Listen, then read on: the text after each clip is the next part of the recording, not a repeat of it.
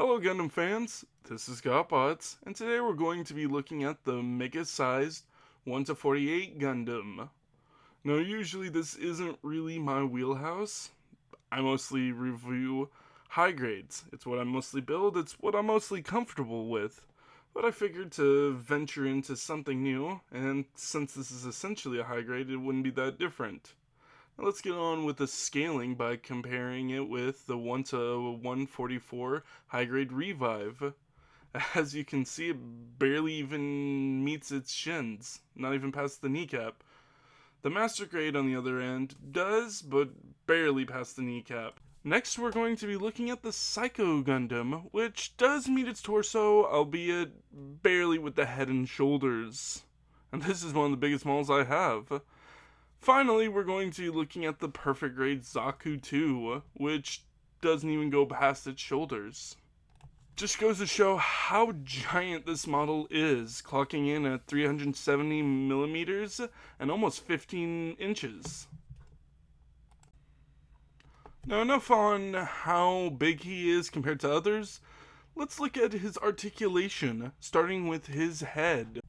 The first thing I'm going to do is actually pop the head off right here to kind of show you that it's a ball joint right here. But the actual head is cylinder in its polycap. At first I thought this would kind of inhibit articulation, but actually it really improves it. Not only can it do normal things, but because it can slide up and down, it can actually bring more dynamic posing and articulation with the head, giving more variety of what you can do with it. Of course, it can do its normal 360. It can go up and down. But with the tube, like I said, it gives it more opportunity to kind of play around with it. And with the arms, we're going to do the same by popping this off, just so I can get a better look. As you can see here, it is a simple peg, but it is built in with a swivel, so that you can get it at better angles. It goes, I believe, to 90 degrees. Looking at the polycap here, give me a second. Yeah, looking at the polycap, it has these kind of ridges to it to kind of help with articulation to keep it in place.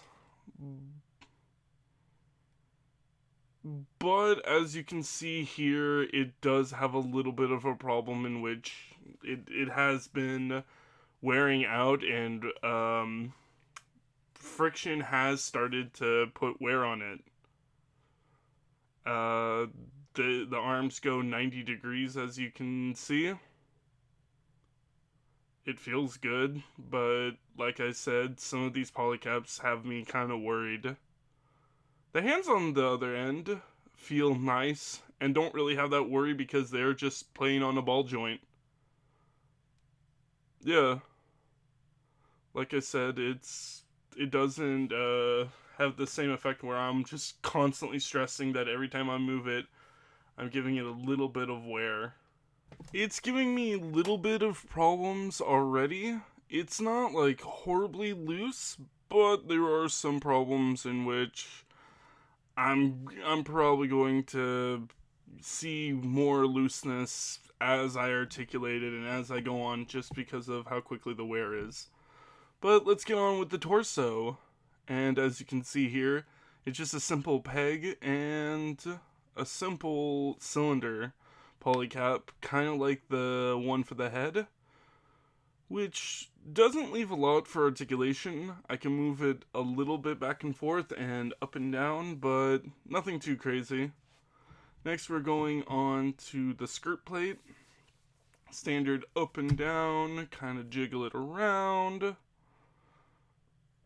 Nothing too crazy, but it doesn't need to.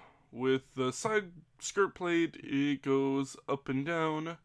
Has a little bit less, but that's understandable with the boxy nature of the Gundam. The backplates, I was surprised, don't have any articulation, which was kind of a disappointment. Next on the list, of course, are the legs. of course, it can go 360.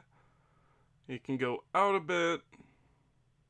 Quite a bit for how big it is. Like, I felt like it'd be sagging at this point, but the legs aren't as bad with the wear, though it is not it's not free from that too. It's got the same cap and soft bally cap with the ridges to help keep it articulated. Like I said, it's not as bad, but the wear is starting to show. At the knee, it can go 90, and it's on kind of two joints here. Just the regular cylinder and stick, and then it's on a ball cap for the foot. Not too much articulation, just like I said, boxy nature, and of course, the foot plate can move. It's standard, but it's actually pretty good for what it is. You can't do anything crazy with this articulation, but it's fun. Finally, the backpack, the funnels do move just because of how these are shaped. Nothing much, but it's a nice little detail. On to how it looks. It looks great. The proportions are nice.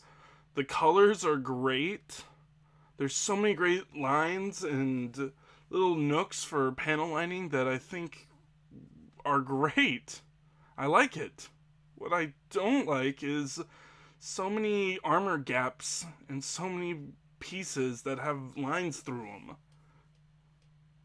Onto the accessories, it comes with 4 total hands, 2 different variants, the closed fists and the trigger finger hand that comes apart to put the rifle, which looks pretty good. It's got a nice kind of heavy feel to it. The scope moves, of course, along with its handle. And in the other handle with the trigger actually has a little bit for the hand to go into.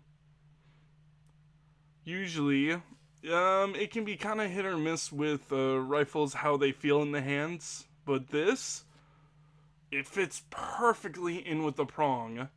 I never have to worry or feel anxious about whether or not it's gonna fall out or anything of the sort. And of course, it wouldn't be a Gundam without its classic beam sabers.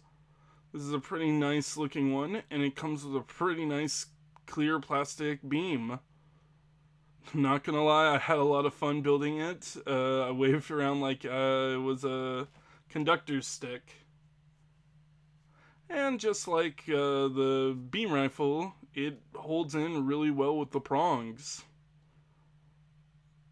Now, since there's only 2 versions of hands and one is just a completely closed fist, that means that one of the fingers is juddering out in a shooting position, which looks pretty awkward. Now let's go on to the shield, which once again looks great. There's a lot of great panel lining, crevices, and the back looks so nice and detailed. For pendant layers, I'd probably recommend a light gray for the white, and for the red, I'd recommend a dark brown. And there's different ways of holding the shield, of course, because of its different removable prongs. You can wear it like that, or you can put it like this and actually put it in the back. It looks really good, and it's probably my favorite piece of the accessories. Oh yeah, there's this little divider since you don't need clippers, but I lost it, so it's not in the review. As of right now, I don't have kids myself, but honestly, building this, I was thinking, man, this would be probably a lot of fun for a parent to build with a kid. So, if you're a builder who has maybe small children who want to get into the hobby, I heavily recommend this kit. The pieces are big enough in which it's kind of hard to lose. It's not that hard to pop off without any tools. And it's simple enough that it won't really frustrate the kid that much. Now, if you're a more experienced builder, you might not like this model. It's not going to have the challenge a perfect grade or a master grade is going to have. It's just a big high grade. I still had a lot of fun for it, but I can understand how more experienced people won't. Overall, it's a really good kit with minor issues. The lines suck. I kind of wish it had more accessories, and of course, the joints. But other than that, a really great model I recommend. I've been Gotbots. Thank you guys so much, and have a good day.